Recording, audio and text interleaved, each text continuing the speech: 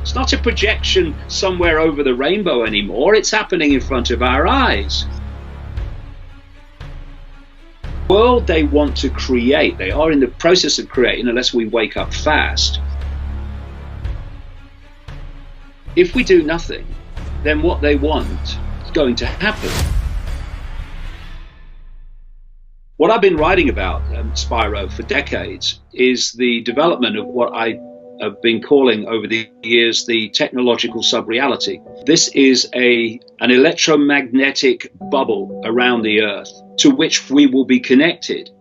You see, I mean, we're going to get deep in the esoteric here, but we are consciousness, and we open our minds, we can access infinite levels of awareness. That's why some people can see things and some people can't, because they're stuck in the five senses. And the idea is to isolate, always has been, to isolate human perception in five sense reality. Now, they've done this through various means, psychological, perceptual manipulation means, but the idea is to create this as they are. This is what the 5G satellites and all the poles of 5G down the road are all about.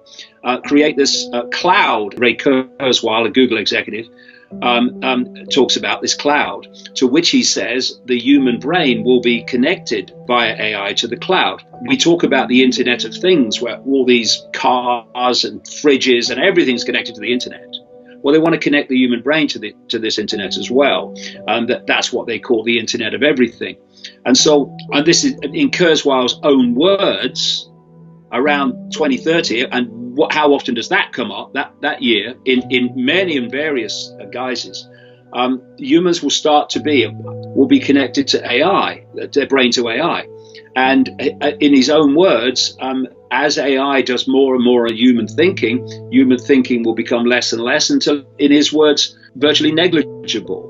And the human mind will now be the AI mind. We've ceased to be humans as we perceive them. We have then become basically computer terminals on an AI internet. And who controls AI controls human thinking in everybody. That's the idea. And what this means is that if you create what they're now calling the smart grid, is what I've been calling for decades, the technological sub-reality, connected to everything and the human brain, that grid can then be controlled from a central point. And the world they want to create, they are in the process of creating, unless we wake up fast. The way it plays out is fascism, communism, yeah. But actually what it is a form of tyranny known as a technocracy, because they want an end to elected politicians. Elected politicians are becoming more and more irrelevant as the technocrats take over. I mean, look at Gates, he's a technocrat. Look at Musk, he's a technocrat. All these other people, Brin and Page, Wachowski at YouTube, they are technocrats, and they are taking control step by step. And so the idea is that these technocrats replace elected politicians, which is what Gates is doing in terms of the global health situation. I mean, look at it, it's happening. It's not a projection somewhere over the rainbow anymore. It's happening in front of our eyes. And this technocracy would be able to be centrally controlled at a central point. And I said in my books, I think this central point is designed to be Israel. Israel, people don't realize, is pretty much second now only to Silicon Valley in terms of cyber control, cyber security, which means massive control, cyber security, and these smart technologies. People like Netanyahu have openly bragged about it. This is where we're heading. To go there, you need dependency. They've created this economic dependency in vast numbers of people, billions worldwide, as a result of what they are doing. And when I say that this pandemic has ticked every box, what did Tedros come out and say? Gates' gopher. He said at the World Health Organization, you might be able to get the virus off cash if you use cash. And I've been traveling since this thing kicked off, and I've offered cash to places where I always pay cash, and they've turned it down. You've got to use a credit card. Not only that, a credit card that is sort of hands-free, not pushing the buttons in, because you might catch the virus off the buttons. And we've got the company that runs the ATMs, the cash dispensers, saying that by the end of the summer, as a result of the virus pandemic, cash will be virtually over as a way of paying for things. Everything ticks in the box, and how some people in the alternative media have been scammed into buying the narrative is just extraordinary. Even Gates, even Musk, even all these other people, Wachowski at YouTube, Brin and Page at Google, etc., Zuckerberg and Sandberg at Facebook, they're still gophers. They're still front men and women. Humanity has been developed to become intellectually clever enough to operate this technology and to build it, but not in expansive consciousness wise enough to see that that's what it's doing. And so we've been moving towards this end game for a very long time, this technological control system, and humans have been brought through to be able to create their own prison. Intellectually clever, no wisdom. So this is how I read it. It's been in my books for years. This technology, Spyro, that is rolling out so fast, seamlessly, look at it. Once the button was pressed on this technological sub-reality, the technology has rolled out seamlessly. There's been nobody's been sitting around a table strumming their fingers waiting for some geek in a garage to develop the next level of the control system. It's just kind of appeared, and it appears with loads and loads of cover stories of how it came about. In fact, there was a BBC documentary a couple of years ago. It wasn't very good because the BBC did it, but there was one interesting sequence. It was about Silicon Valley, and they had this sequence of garage doors. And they said this was discovered behind this garage door. This was developed by this garage door. Of course, they have to drop the garage door now. It's becoming too bloody obvious. Hey, you know, we need another cover story. Too many garage doors. Come on. So what they do is they create front people who are the fronts of the cover story for how this developed. So you've got the Gates cover story with Microsoft. You've got the Zuckerberg cover story with Facebook. You've got the Bezos cover story with Amazon, a massive cult corporation. The idea, as I've been writing for years, is that there is no small business and no medium-sized business, just gigantic cult corporations like Amazon running everything. What has this pandemic done? Destroyed vast amounts of small business and what you call in America the middle class. So you have the Brin and the Page cover story with Google, and then you start to see that the CIA technologically seed funding company, icke as they call it, and DARPA, the American Pentagon military seed funder of technology, etc. They appear around these companies. It's all a scam. And what's happening is these stories are being developed, and these front people are being brought out. They become very rich as a result, and they are bringing this technology in to build this smart control system while claiming it's kind of random and what have you. And another point, which is very relevant to current events, these front people who become enormously rich by being front people, there's a rider to that. You front this up and you'll become very rich, but a very large chunk of that money has to be spent through philanthropy, like the tax-exempt foundations of Gates and the Rockefellers, etc., on our agenda.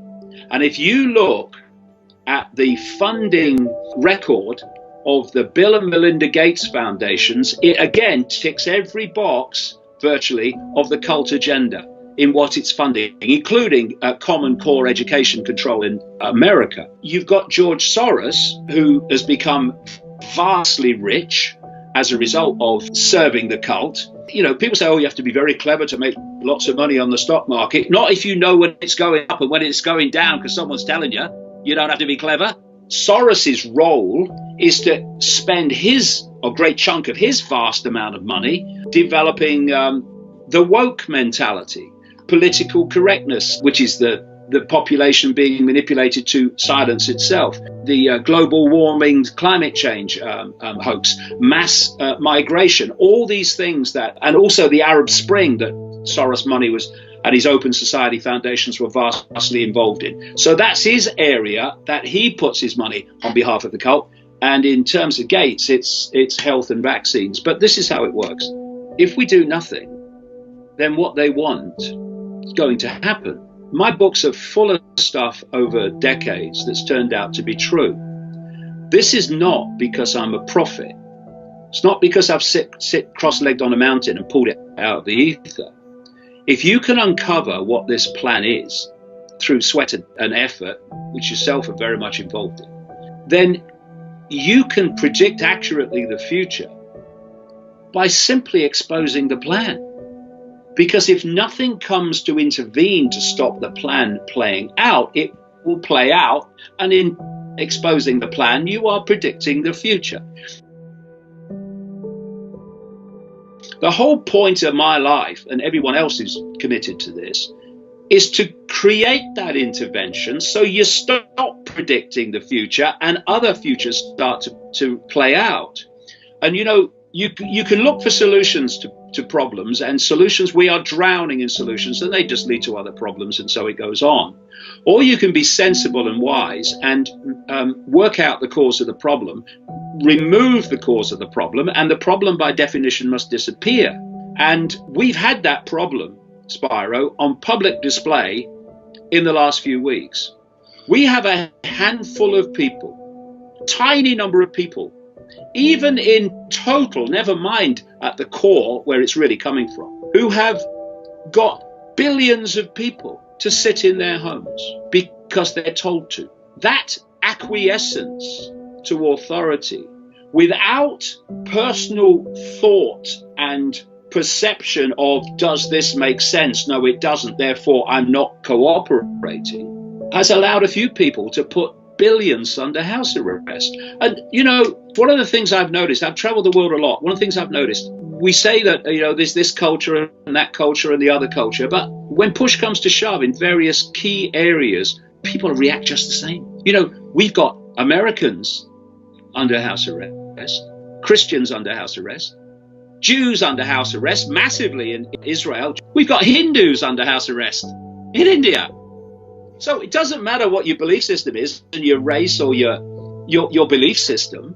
When push comes to shove, when they press enter, most people react in a predictable way. This is why they could be so accurate in that Event 201 pandemic simulation about what would play out and how people would react, because it's desperately predictable. If we are going to stop this, then we have to remove the cause of the problem, which is acquiescence to authority, doing what we're told without even questioning the validity of it. There's closing in on 8 billion people in the world. The number of people who are controlling events is tiny, infinitesimal at its core compared with that.